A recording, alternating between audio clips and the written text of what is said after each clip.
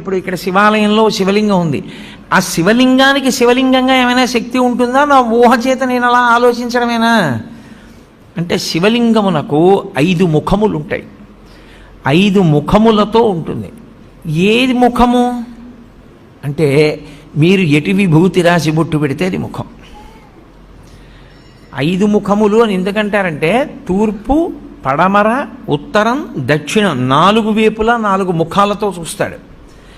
పైకి 1 ముఖంతో చూస్తాడు. 5 ముఖాలు. 5 ముఖాలతో ఉంటాడు కాబట్టే పంచాస్యుడు అని పేరు.